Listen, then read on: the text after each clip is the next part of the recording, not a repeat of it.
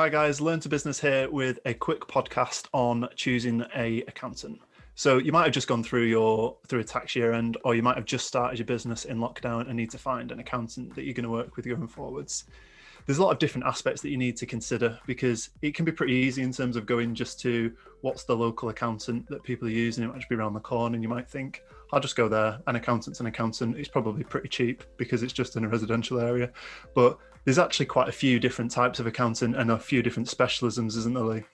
Yeah, absolutely. So I think, for example, if you're a property investor, you kind of want your accountant to specialize in property and preferably have a property portfolio of their own. I think the way to think about accountants, the specialisms themselves can be as diverse as surgeons or doctors, for example. You've got people who specialize in the most niche area you could imagine. So certainly think about the field that you work in, and does that accountant have the right skill set to help you to the best of your ability? And Yeah, and obviously it's a lot harder to find an accountant if they are a specialist because it's not as straightforward as just going, well, I've seen that accountancy shop. You're going to have to do a bit more looking. And I think probably the best place to do that is you might already be a member of like a Facebook group or something like that of property investors, just following on from your example, Lee. And the easiest way is probably just to ask, put it out to the group and say, I'm looking for an accountant and this is the type of stuff that I'm doing. And then you're likely to get a few recommendations in.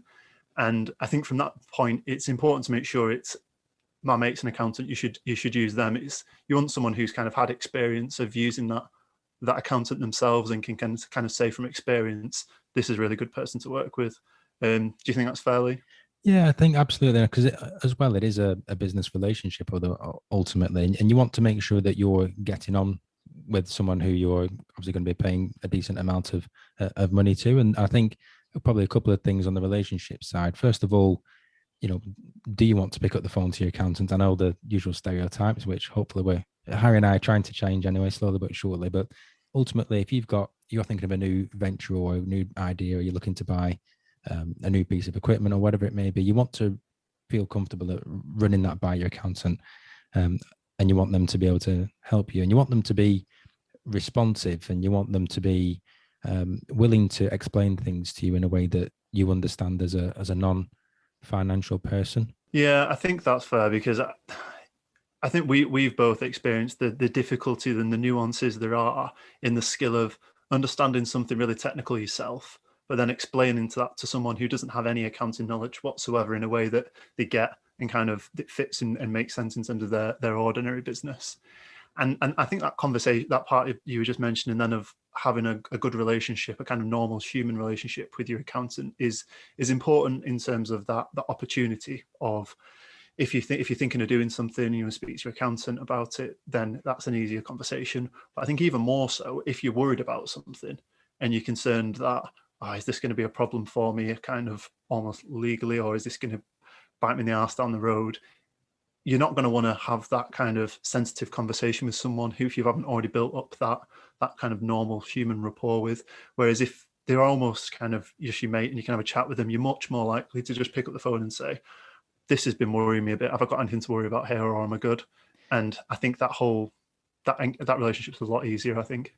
Yeah, and I think I completely agree with that. And I think a term that accountants like to bang on about, and people in general, is how much value is that person bringing to me? And I think it's quite easy to look at what the headline price of an accountant may be per hour or whatever service they're looking to provide. But remember that a good accountant should always be providing value to you, in the sense that, are they saving you in tax? Are they mitigating risks if you're not doing something? Are they saving you a huge amount of time? And never forget to put that into context as well. There's a huge amount that you need to think about then. It's not just about price. We clearly appreciate that, certainly if you're starting out, that price will be a big factor, certainly, but don't make your only decision based on price, because quite often you pay for what you get, don't you, ultimately? Yeah, and I think that point you're making around you want to make sure they're bringing value. I think one good indicator of that is if it seems like they're genuinely interested in your business, because you don't just want to feel like you're another job on someone's to-do list of, oh, there's these accounts that I need to do. I'll get the minimum information that I can get off them to get that job done, and I'll spend the minimum amount of time I can do to get that money in through the door. You want to have those initial conversations to kind of get on at a normal level, as we've already said, but you want to kind of feel from them a genuine interest in your business, kind of what you're doing, what your plans for the future, and almost feel like it's a working partnership and almost an extension of your own business to say, well, I'm thinking about doing these things. What do you think? And then you want to get feedback. And that's where that real value comes in, of a different perspective. Because I guess when you've got a business on your own, it's very easy to get caught up in your own ideas and be like, yeah, that would be good. That would be a good idea. I'll go into this new field. I'll have this new product, have this massive product range, and you get carried away and then you just go into it. But you've not kind of had the opportunity, because there's not been anyone there to say, well, is that a good idea? Is that my best use of my time and my money? Or is that going to create loads of problems? And I think a good accountant should be there for you and be able to have that soundboard impact of another head in the business almost, and not necessarily even, because I guess you'd expect your accountant to always be like, whoa there, fella, like, chill your boots. It's think about the numbers. I think not an accountant isn't necessarily going to be like that. It's just going to be making sure it's just another brain on board to think about, well, have you thought about these extra things, or maybe you could go into this field instead. And I think that's the real value add, and that's where there is a difference in the price that you can pay. I mean, as Lee said, we can't get around the fact, if you're starting a business, you're going to be looking at every expense you're incurring, because you probably haven't got that much money coming in the door to begin with. But don't just go with the cheapest, because you need to make sure you're almost getting a business partner here as part of that, which is vital.